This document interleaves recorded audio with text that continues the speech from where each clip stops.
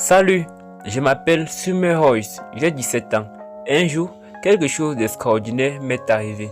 Entre amitié, triangle amoureux, sexe et trahison, bienvenue dans l'univers de Summer Royce, une jeune fille comme toutes les autres. Un lycée, des amis et un amour secret. Elle rêve qu'un jour, Austin Harris, dont elle est amoureuse depuis le primaire, finit par l'aimer en retour. Elle pensait pouvoir n'aimer que lui, mais c'était sans compter sur l'arrivée du nouveau. Mal poli, orgueilleux, arrogant et extrêmement attirant, avec qui une petite guerre sera déclarée. Mais quand la haine se transforme en autre chose, leur relation prend un autre tournant. Je suis essoufflé, je suis en retard pour la première fois de l'année. Je cours jusqu'à la salle de sciences, toute crampée à cause de la neige. La neige, une bonne excuse pour mon retard, même si en réalité, je me suis endormi après avoir éteint mon réveil. Me voilà devant. Je me répète dans ma tête des excuses pour être accepté en classe. Je prends une grande inspiration et j'entre après avoir toqué. Veuillez m'excuser pour mon retard. Le professeur me coupe la parole. Allez vous asseoir, mademoiselle Royce. Et d'un geste de la main, il me montre le chemin. Je soupire de soulagement, même si j'ai horreur qu'on m'appelle par mon nom de famille. En me retournant pour aller m'asseoir à ma place habituelle, je remarque que quelqu'un y est déjà. Ce n'est pas vrai.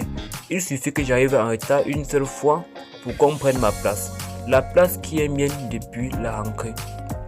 Et puis, qui est ce garçon d'abord? Je suis sûr de l'avoir jamais vu. En plus, il a même pas retiré sa veste en cuir. Une veste en cuir alors qu'il fait moins de 10 degrés dehors. Je ne sais pas pourquoi, mais ça m'énerve encore plus. Je prends place au fond de la classe et j'interpelle une des filles assises devant moi. Pisse, pisse. C'est qui le brun à la veste de motard assis à ma place? Un nouveau, me chuchote cette dernière. C'est bien la première et la dernière fois qu'il ira s'asseoir à ma place. Hé, Soume! Une voix m'interpelle dans le couloir du lycée. Je me retourne et mon cou s'emballe quand j'aperçois Justin. Je lui fais un sourire dans lequel, je suis sûr, il a pu apercevoir toute ma dentition. Je voulais savoir à quelle heure tu voudrais qu'on se retrouve pour décorer le gymnase. Ce mec aux cheveux châtain clairs est mon crush depuis la primaire. Mais ça bien sûr, il ne le sait pas. Joueur de l'équipe de hockey, une musculature à en couper le souffle. Et il aime le théâtre d'ailleurs. C'est le seul coup que nous avons en commun cette année. Je bafouille un peu. 17h, ça tire. Il acquiesce d'un mouvement de sa tête et s'en va avec un énorme sourire. J'en bavarais presque. Je colle mon corps contre le casier, la tête ailleurs, comme si Austin m'avait ensorcelé. Une toux exagérée, avec une intonation féminine, retentit dans mes oreilles, mais je ne détourne pas les yeux. Mon esprit est loin, très loin. Je ne sais pas qui tu es, mais décale-toi, tu m'empêches d'accéder à mon casier. Je me regresse lentement et je me mets à marcher doucement, comme si je flottais. Je m'approche du casier de mon amie Ashley qui a la tête dedans. Elle ne me voit pas arriver. Je plaque mon dos à côté. Puis en dégageant sa tête, elle se saute en me voyant, pratiquement collé à elle, les yeux encore remplis d'étoiles. Putain, Sume, tu m'as fait peur. Elle reprend son souffle. Laisse-moi deviner, tu as croisé Austin Harris? Elle me connaît trop bien. Oui, j'ai rendez-vous avec lui à 17h, ainsi que tous les membres de sa troupe du cours de théâtre, se moque-t-elle. Je la fusille du regard avec un sourire au coin et éclate de rire. Il est 17h15. C'est la deuxième fois de la journée que j'arrive en retard. Arrivé dans le gymnase, je me mets à chercher Austin à travers le monde qui était en pleine décoration de Noël. Je l'aperçois enfin. Je tapote son épaule avec des bouts de mon index. Sume, il se retourne en affichant un large sourire. J'ai cru que mon corps allait décoller du sol. Il poursuit. Par quoi veux-tu commencer? Je n'en ai aucune idée. Je regarde autour de moi. J'ai l'impression que tout le monde sait ce qu'il a à faire. Nous préparons les préparatifs du bal de Noël un mois à l'avance. Car avec les examens qui arrivent et le tournoi de hockey, Nous aurons plus de temps. Rapidement, j'attrape une banderole et je demande timidement à Austin. Je l'accroche où? Il me montre un endroit en hauteur. Je prends une échelle et j'essaie tant bien que mal à l'accrocher. Mais je ne suis pas si grande que ça de taille. J'ai du mal à trouver l'équilibre et je manque de tomber, ce qui fait paniquer mon crush de toujours. Austin Harris monte me rejoindre pour m'aider. Je suis ravi, mais en même temps effrayé. J'espère que l'échelle ne va pas s'écouler avec nos deux poids.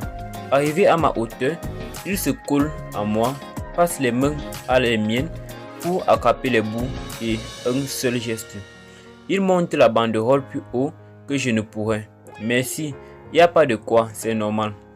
Il me regarde droit dans les yeux et vient coller ses lèvres sur mon front. Je suis un peu déçu, non pas parce que je n'apprécie pas ce geste, mais j'aurais préféré un baiser autre part que sur le haut de ma tête. Des changements de main viennent me sortir de mon conte de fées. On va y passer des heures. C'est qu'une banderole. Là, je vois Ashley ralentir. Je suis dessus. Une fois descendu de l'échelle, je l'attrape dans le bras et je nous place dans un coin loin de la petite foule. C'était quoi ça? Tu sais que j'attends un rapprochement de sa part depuis des siècles et tu viens de tout faire voler en éclats. Qu'est-ce que j'ai fait en voler en éclats, Sumer?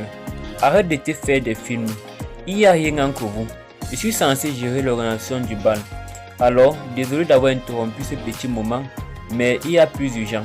C'est peut-être un passe-temps pour toi, tout ça. Mais pour moi, c'est une note sur mon dossier scolaire qui peut m'aider à remonter ma moyenne. Ok, elle n'a pas tort. D'accord, remettons-nous au travail. Elle me passe devant et retourne s'occuper des décorations. Je fixe une dernière fois Austin, puis je fais de même. Je suis épuisé. Une fois terminé, je sors sur le parking pour rejoindre ma Jeep Comanche grise et je remarque que j'ai laissé les feux allumés depuis ce matin. Oh non, je commence à paniquer. Je monte vite, je mets le contact et là, l'horreur. Elle ne démarre plus, la batterie est morte. Je me mets à hurler en descendant et en claquant la portière. Eh merde, un problème? Une voix surgit derrière une voiture. J'essaie de me calmer. Et ouais, ma batterie est morte. C'est le nouveau. Il penche sa tête et je vois un sourire diabolique lorsqu'il remarque mes feux allumés.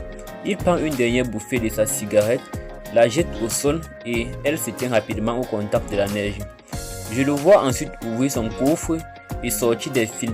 Je ne sais pas trop si il va avoir besoin d'aide. Je n'ai jamais eu besoin de recharger une voiture et je laisse faire. Monte et essaie de démarrer. J'exécute et miracle. Après un énorme bruit de moteur, ma voiture redémarre. Je me sens soulagé à un point où je laisse échapper un petit, énorme cri. Je me ressaisis rapidement et je remercie pendant qu'il se met à rire de mon petit sourire. Ok, énorme hurlement.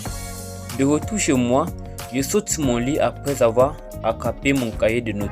D'autres appelaient ça un journal intime. Et j'écris ce moment avec Austin. J'en ai encore des papillons dans le ventre. Une Jeep Comanche est une marque de voiture.